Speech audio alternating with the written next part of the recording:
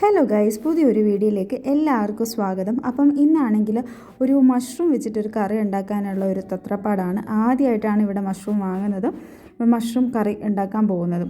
അപ്പം ഞാൻ ആദ്യം വീട്ടിൽ അമ്മയെ വിളിച്ചൊരു ക്ലാസ്സൊക്കെ അറ്റൻഡ് ആയതിനു ശേഷം യൂട്യൂബിൽ കുറച്ച് മഷ്റൂം ഉണ്ടാക്കുന്ന വീഡിയോസൊക്കെ കണ്ടതിന് ശേഷമാണ് ഇപ്പം ഉണ്ടാക്കാൻ പോകുന്നത്. അപ്പോൾ അതിന് സവോള, തക്കാളി, മഷ്റൂം ഇതെല്ലാം കുനുകുന അരിഞ്ഞൊക്കെ വെച്ചിട്ടുണ്ട്. അതിന് ശേഷം നമ്മുടെ അരിഞ്ഞ സവോള നന്നായിട്ട് പാനിലിട്ട് വഴറ്റിയെടുക്കുന്നുണ്ട്. അപ്പോൾ അത് ഒന്ന് ആ ഒരു ബ്രൗൺ അല്ല, ഒരു ഗോൾഡൻ കളറായി വരുമ്പോഴത്തേക്ക് നമ്മുടെ വെളുത്തുള്ളി ഇഞ്ചി പേസ്റ്റൊക്കെ ആഡ് ചെയ്ത് നന്നായിട്ട് മിക്സ് ചെയ്ത് കൊടുക്കുന്നുണ്ട്. അപ്പം അതെല്ലാം കഴിഞ്ഞതിന് ശേഷം നമ്മൾ 1 by 1 പൊടികൾ ആഡ് ചെയ്ത് കൊടുക്കുകയാണ് കേട്ടോ.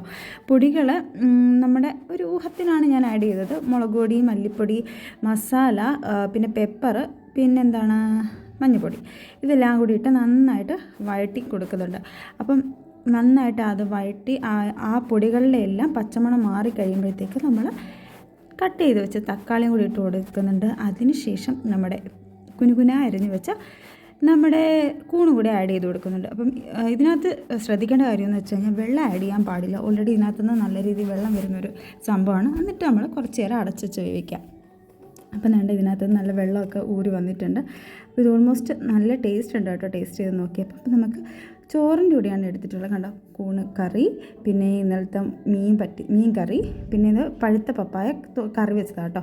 അപ്പോൾ ഇതെല്ലാം കൂടിയിട്ട് ചോറിൻ്റെ കൂടെ ഇളക്കി, എനിക്കിപ്പോൾ ഇത് കാണുമ്പോൾ വായിക്കൂടെ വെള്ളം വരുന്നു, ഇളക്കി നല്ലതായിട്ട് എല്ലാ കറികളും എടുത്തിട്ടുണ്ട് കേട്ടോ. ഇളക്കി കഴിക്കുന്നുണ്ട്. ഭയങ്കര അപാര ടേസ്റ്റാണ്. എനിക്ക് തോന്നുന്നത് ചപ്പാത്തി, ദോശ അങ്ങനെയുള്ള സംഭവങ്ങളുടെ കൂടെ ഇച്ചിരി കൂടെ നല്ലതായിരിക്കും. അപ്പം എന്തായാലും ഒന്ന് ട്രൈ ചെയ്ത് നോക്കുക, അടിപൊളിയാണ്.